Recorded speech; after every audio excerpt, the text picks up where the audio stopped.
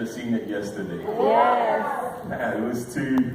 And then it came down to, because I'm not shedding any light on myself, but I teach these kids the dances, yeah? And I mean, it's a ministry I sort of fell into. I didn't get pushed by anyone. I just ended up, oh, there's an event for the kids, there's a dance for the kids. All right, I'll do it. And then you look at these kids now, they dance like adults. Like their coordination is it's not normal. It's not normal. Like for kids like me, I'll call them Uwezo kids. I'll call them Uwezo kids because all of them minister here in Uwezo.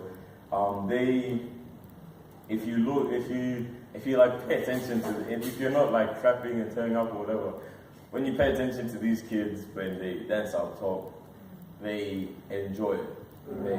They love it. Amen. You can see the heart in what they're doing. And for me, I won't cry, but it's usually like, it touches my heart so much because that's what you want these kids to do, you know? Like for them to come to church and feel like that's what they want to do. That's what they need to do. That's what God has called them to do. And I put these kids, I'm waiting until I'm like probably 30 years old and I'll give her like probably one of these kids in a graduation or something. I'll go up there and say, I told these kids when they were so small. I'll raise them up. Yeah, mark my words, I'll do it. Yeah, but these kids are amazing. And yesterday, Daniel Bates, if any of you remember Mark Bates, I think his eldest son, his eldest son, he was preaching, and they came to an altar call. People getting prayed for their allergies, they were just presenting themselves to God. And tell you one thing, in Kenya, it's probably because my spiritual journey has really developed here in Australia. Being just me and my family, being in such a small, it's growing in a small church. It's grown me spiritually. And the thing I've realized is, in other places you never see, like it's hard to see kids who just go up to the altar call. Do you agree? Yeah. Yesterday I was on the stage playing bass or whatever. I was praying, and man, like it really hit me when I saw. I'm not gonna name names because like whatever, but like some kids came up. And it wasn't the sort of come up or the parents behind them holding them saying, Pastor, pray for my kid. It wasn't sort of like you hear probably Uncle Sam, run, go and get prayed for, or something like that. It was nothing like that. You see kids come, the pastor says, if you want the fire, that touched me, if you want the fire, come to the front.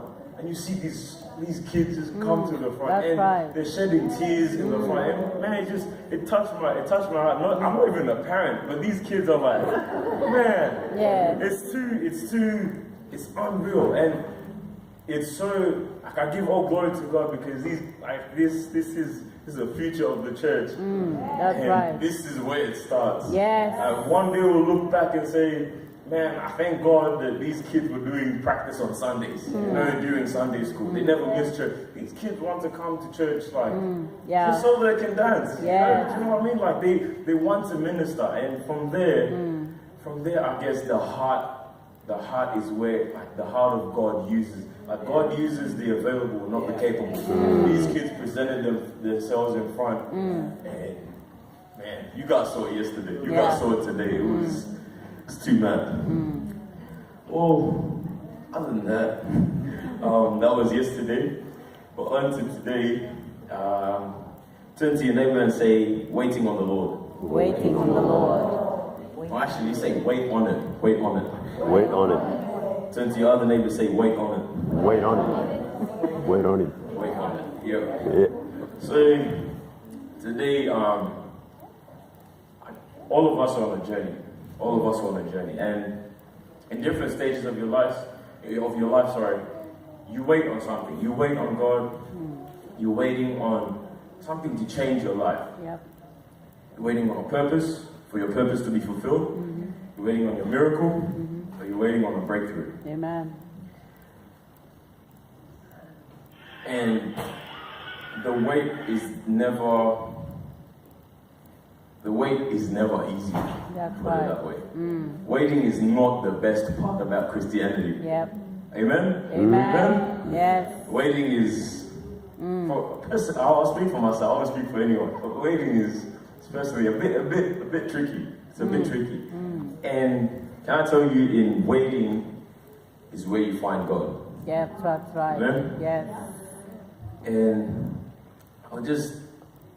because there's so many things that happen in your life when you wait, and the waiting is where the roller coaster of your journey happens. I mean, you can get there, but when you're down here is where that's where God works on you. Amen? God's the potter, isn't he? He does, I don't know what you call it, but he does the pottery when the clay or the type of soul is weak, when it is fragile, when it is easy to bend, when it is under pressure. Amen? But I can tell you, in your journey, I'll read from Romans 8, verse 28.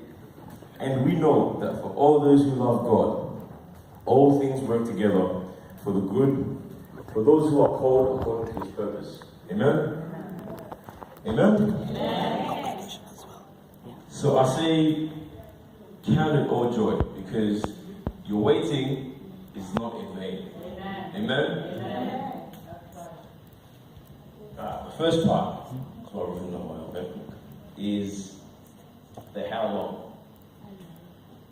Now, no one ever knows how long it's going to take for God to fulfill your purpose. No one knows how long God is going to take to bless you.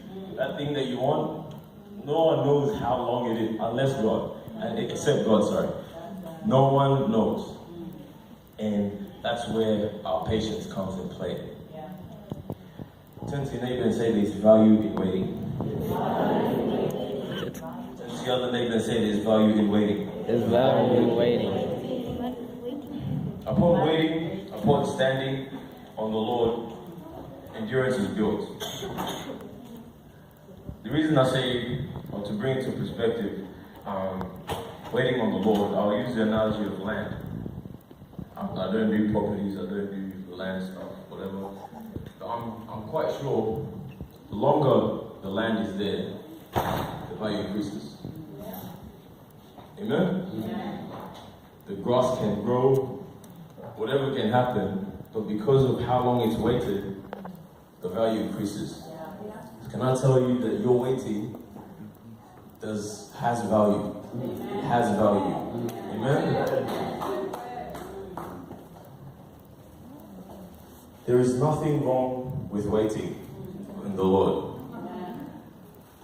I'll read James verse 1. James chapter 1, sorry. James chapter 1. Verse 2. I'll just read it for you if you're not there. Verse 2 to 4 says, "Count it all joy, my brothers, when you meet trials of various kinds. For you know that the testing of your faith produces steadfastness." Everybody say steadfastness. "And let steadfastness have its full effect, that you may be perfect and complete, lacking nothing." Amen? Amen. But in the New King James Version it says, "My brethren, count it all joy when you fall into various trials, knowing that the testing of your faith produces patience. But let that patience have perfect work, that you may be perfect and complete, lacking nothing." Amen. Just know that you're lacking nothing after you're patient. said this. God, I want it now. Wait on the Lord for Him to fulfill what He's going to fulfill in your life. And take a look at the people in the Bible. Compared to them, I shouldn't be complaining. Amen? Abraham and Sarah waited for that long. 90 years. I'm guessing, so to put it in perspective, I'm guessing they were expecting it like 18, 22. Just in nowadays, just off my head. Expecting it 22, 25. Abraham was 25. Sarah was 22. Something like that. Yeah? And they waited that long for God to give them a child. It got to the point where Sarah told Abraham, go sleep with your servant, and because it's just too much. It's too much. So many times when we get to that point where it's just, God, where are you? Where are you? Like it's darkness. There's nothing there. I thought even Daniel Blake was preaching yesterday. Sometimes we have that prayer. God, you said you'll never forsake me. Nor will you leave me. Why have you left me? Yeah? We get to that point. Amen? Yeah. 100%. And it's so many times that we question where God is. For example, another example, the sick woman who touched the garment of Jesus. I haven't had to call this winter. Thank God. Amen? But there's times where I've gone, the cold where your nose gets blocked, you have pressure in your head, your whole body shuts down. Worst type of colds. You get fevers, you can't sleep, all them things there, yeah? And you start realizing, man, I just wish I was healthy. Like you never think about it until you get that sick. Yeah. Man, I imagine how it is to breathe without a blockness. You get those questions there, yeah? And so this woman's waited for 12 years. I'm sure she went to doctor. She have gone to church. Gone to Bible study. You've been prayer over prayer. There's so many things you've tried, but it just hasn't happened yet. I can tell you, when you touch the garment of Jesus, it's about that weight. Imagine if that lady gave up. Jesus is walking. There's a lot of people around. She's an old lady as well. She's not like an energetic youth. Old lady as well. She pushes two people to touch the garment of Jesus. It takes you to get through those type of hurdles. To touch the garment of Jesus, and everything will be healed. So I can tell you that your patience is not in vain. Amen? Can I tell you another example is Jesus, prophecy of Jesus. In Bible study, we worked out, it's about 100 years ago, it was prophesied, generations past. Where is this person that's going to save our lives? You can see, in my world, waiting for like a few months, that's a long journey. It's a madness, yeah? But these guys waited. Their grandfathers went, great-grandfathers, generation after generation. Where is this Savior? Who is going to bring this salvation? And Jesus came. It's like, wait for God to do His work. You have to wait for God to do His work. You have to wait for God to do it His way. Sometimes we want it like that bad, we start doing it ourselves. Just like Sarah. God, you're not giving me a kid. I'll work it out. I'll go get my servant, Abraham, boom, I get a child. But it's that wait for God to do it His way. And God blessed Abraham with Isaac. Isaac's pretty powerful in the Bible. I don't pay attention because Isaac's my brother, but he's a powerful character. And when God blessed, let me tell you that God has your journey set out.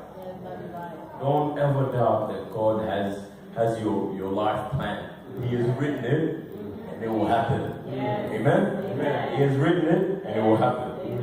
Tell your neighbor, He has written it, and it will happen. Amen? Amen. So, in this waiting, wait, we'll call it. If you have a notebook, you can write the wait. It's dark, it's lonely, it's scary, it's easy to be condemned, easy to be swayed, easy to be torn down. Amen? And during this week, it depends on whether you started the week on Sunday. Last week, last week I was trying to seek the Lord, see what He's put in my heart to share to you guys. And you get all these, you get inspirations, you get so many. Oh, this would be nice for people to hear. And when I say this, people go amen. Stuff like that. You start jotting down these one-liners, your punchlines of preaching.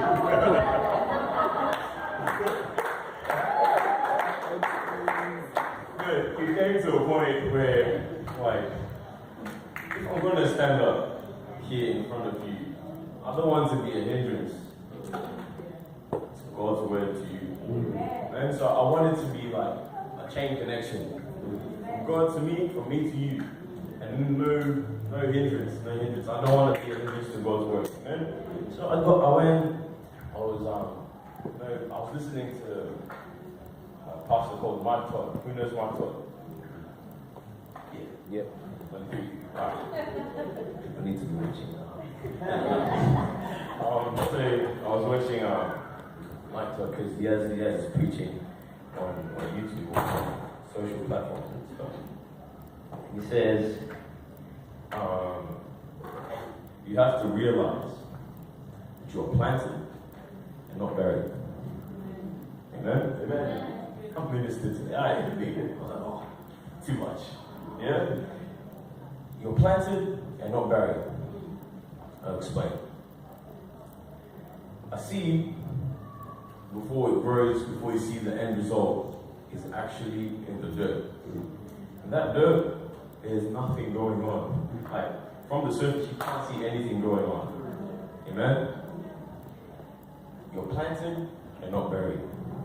When someone passes away, we put him in the ground. Amen? There's nothing there. Nothing happens. From the surface, you cannot see anything happening. Amen? You are planted and not buried.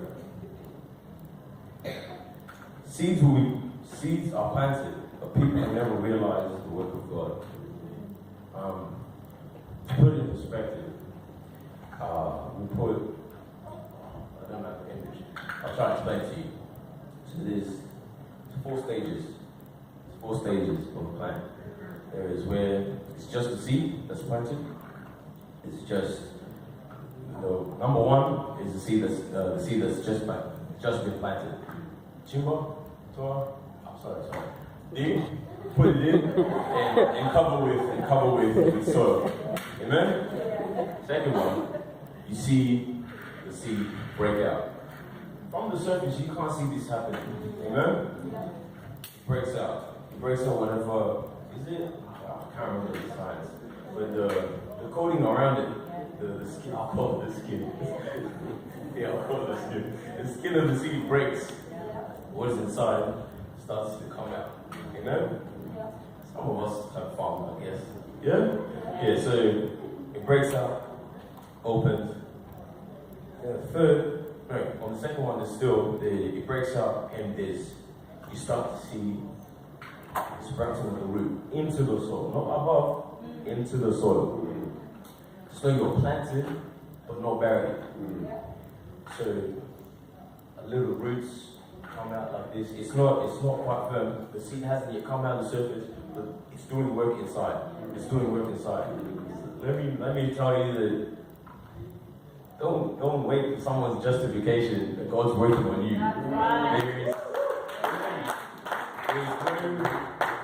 No one should be able to tell you otherwise. God is working on you. He's not working on the person who's telling you that God isn't working on you. People can't see what God is doing in you. So encourage yourself. Whenever you get the blow to your face, you get a kick to your stomach. God's working on me. He's molding me to become what I want to be. Back to the analogy.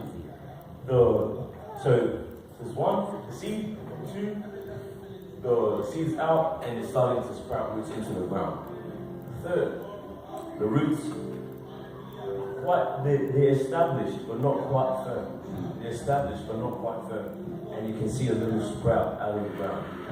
You know when you plant I guess with the plants I've seen, it's never when you plant a seed, it's never the fruit that comes first.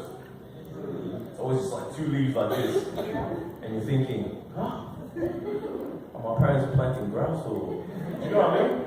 It's that sort of thing where it's just a little, but it's established.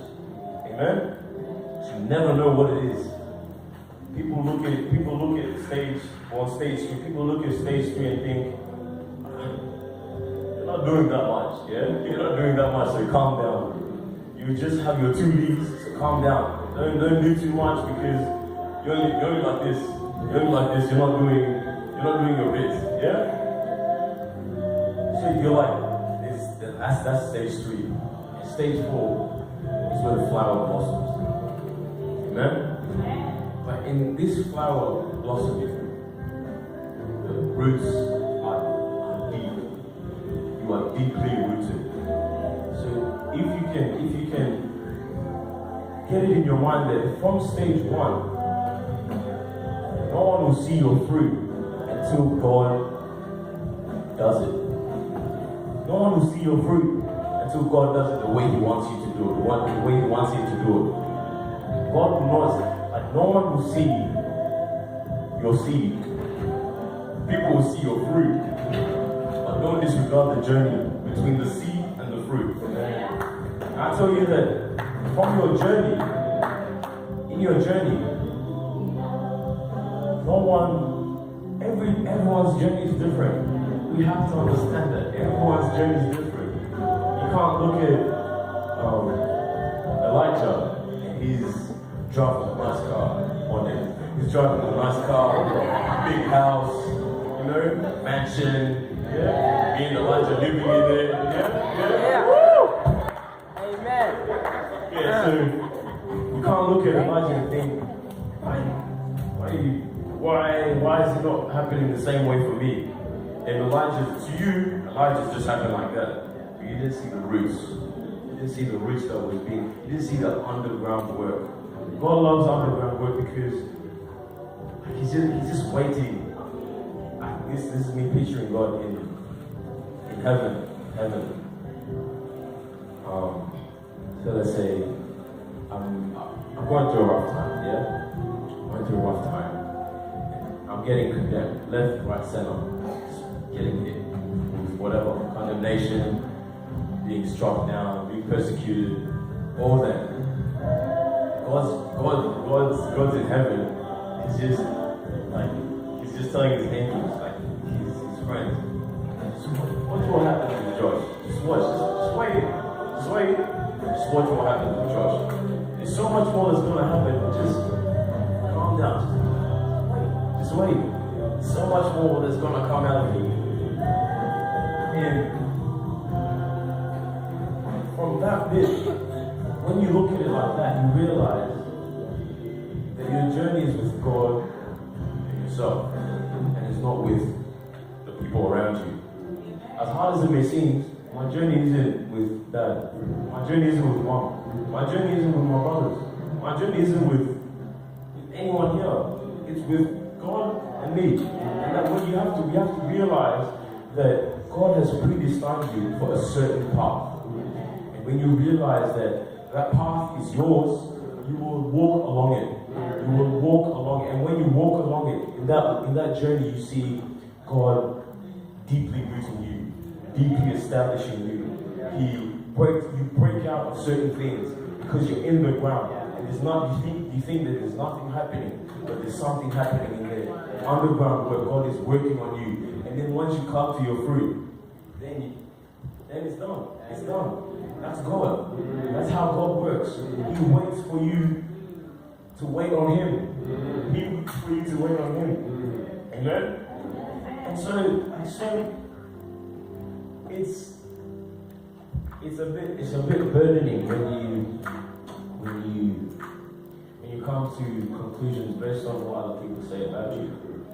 And funny enough, link it to we were talking. I think it was earlier in the week. Dad was sharing, or he was just sharing with us what he ministered to, and it was like people like looking for justification or condemnation defines them sometimes.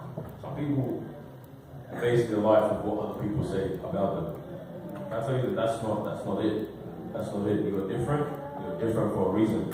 You can't depend. Condemnation is like nothing when you know who you're waiting on. Amen? God's word about you is what matters, and not others. Amen? And so I'll read one verse. It's Matthew 5:10.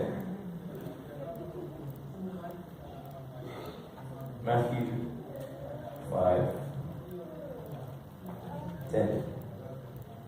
It's the Beatitudes. I'd like you to repeat after me. Blessed are those who are persecuted for righteousness. For theirs is the kingdom of heaven. Let's read that again. Blessed are those who are persecuted for righteousness' sake. For theirs is the kingdom of heaven. Condemnation is nothing when you know where you belong. Condemnation will deflect off you and you realize what your set path is. And verse 12, it even says, rejoice and be glad, for your reward is great in heaven. For so they persecuted the prophets who were before you. Be encouraged that this happened. It's happened, and people were killed for it. Martyrs went forth and they were asked, it's either God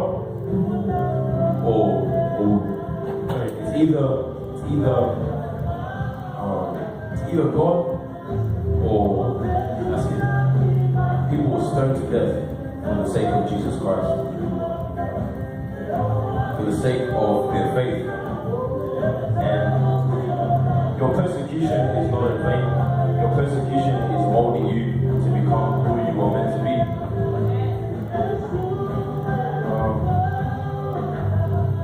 Read Romans 8 verse 34.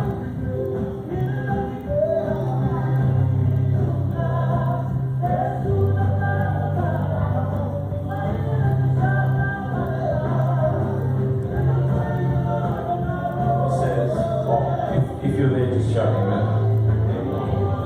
Amen. It says, who is to condemn? Christ Jesus is the one who died. More than that, who was raised, who is at the right hand of God, who indeed is interceding for us. Who shall separate us from the love of Christ?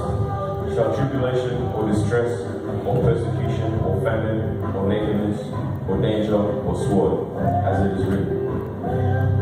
For your sake we are being killed all day long. We are regarded as sheep to be slaughtered. No, in all these things we are more than conquerors through Him who loved us. Amen? Amen. In all these things we are more than conquerors through Him who loved us. Realize that you are a conqueror. And learn how to encourage yourself. To encourage yourself in the Lord. Because that's speaking to God. God manifests in you. God manifests His love, His victory, His triumph in your heart. So journey with God. live your life knowing that God has you for something